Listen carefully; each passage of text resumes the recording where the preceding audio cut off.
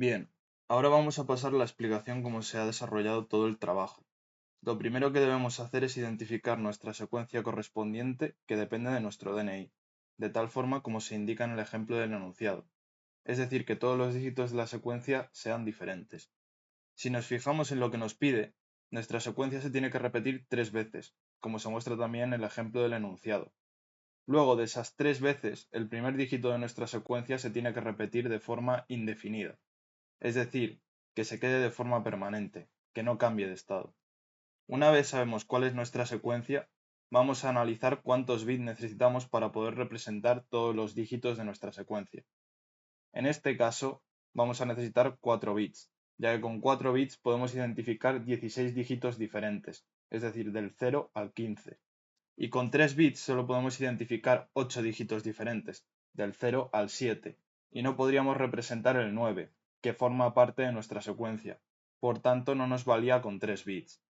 Ahora necesitamos saber la correspondencia de los dígitos de nuestra secuencia en binario, que en mi caso es 0, 0, 0, que es el 0, el 0, 1, 0, 1, que es el 5, el 1, 0, 0, 1, que es el 9, el 0, 1, 1, 0, el 6, y el 0, 1, 1, 1, que es el 7.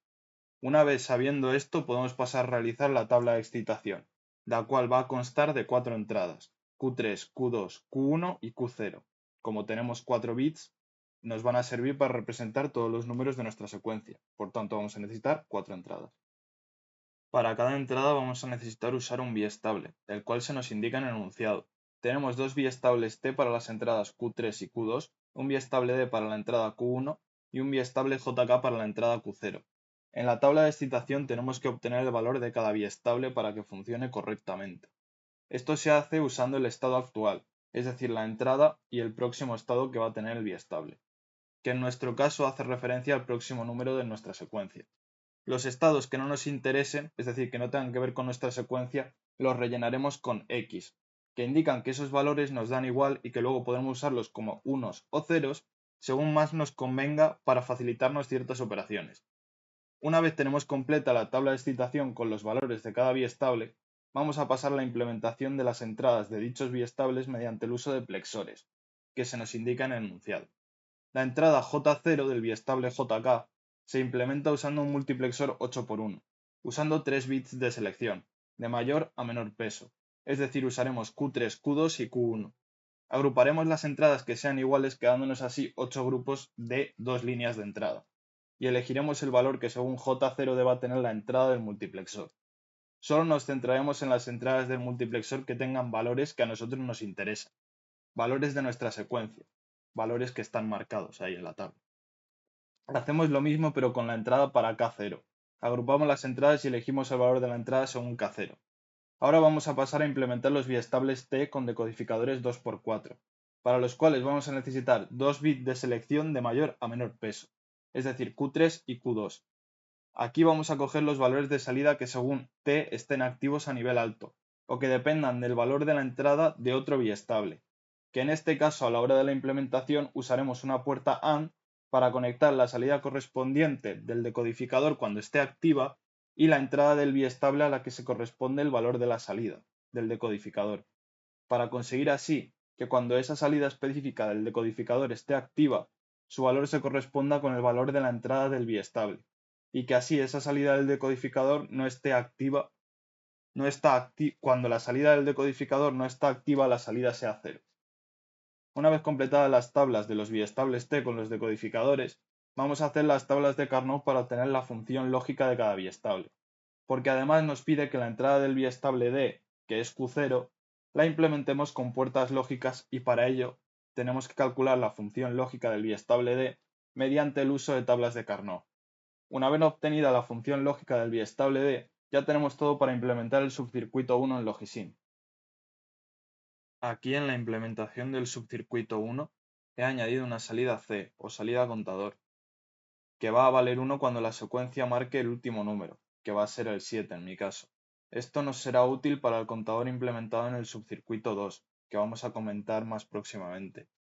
Aquí además podemos ver las puertas AND en los decodificadores, que como hemos dicho antes necesitamos para corresponder el valor de la entrada de un biestable al valor cuando se activa una salida de ese decodificador. Bien, ahora vamos a pasar a comentar el desarrollo del subcircuito 2. Para el subcircuito 2 necesitamos crear un contador que vaya de 0 a 3, para lo cual vamos a necesitar solamente 2 bits, porque con eso podemos representar 4 números diferentes, de 0 a 3, que además son los números que necesitamos, por tanto nos viene muy bien.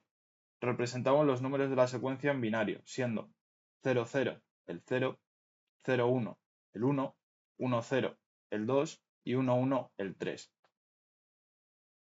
Una vez hecho esto, vamos a pasar a hacer la tabla de excitación, que en este caso no nos especifican qué biestables debemos usar. Por tanto, yo he decidido usar dos biestables de tipo T. Además, como he mencionado anteriormente, tenemos una entrada C, que es la salida del subcircuito 1, la entrada C contador, que va a hacer que el contador funcione solo cuando C valga 1, y cuando C valga 0, el contador mostrará el mismo número, es decir, los biestables no cambiarán de estado. Completamos la tabla de excitación con los estados actuales y los próximos estados de cada biestable, y obtenemos el valor de cada biestable para que la secuencia funcione correctamente.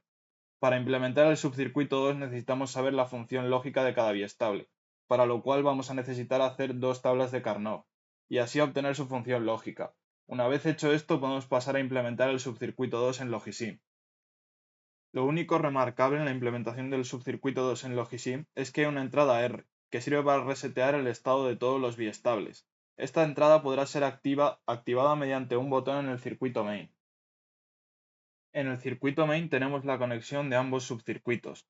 Ahora voy a explicar la solución que planteé, porque aquí se ve muy bien en el subcircuito main, para fijar el primer número de mi secuencia cuando el contador llegase a 3. La solución que pensé fue introducir las salidas del subcircuito 2 como entradas al subcircuito 1, de tal forma que en el subcircuito 1 tenía las dos entradas unidas mediante una puerta AND, de tal forma que si las dos entradas valían 1, es decir, si el contador mostraba un 3, porque es 1, 1 en binario, la salida de la puerta AND es 1, y esa salida está unida a la entrada del reset, del subcircuito 1, mediante una puerta OR, de tal forma que si el contador vale 3 o la entrada de reset están activas, el estado de los 4 biestables se resetea y se pone a 0. Por tanto, mientras el contador muestre 3, los 4 biestables van a pasar a 0. Y como la secuencia de salida del subcircuito 1 va a ser 0, es el primer dígito de mi secuencia. De esta forma conseguimos fijar permanentemente el primer número de nuestra secuencia, cuando la secuencia se ha repetido 3 veces. Y hasta aquí concluye la presentación oral de mi trabajo.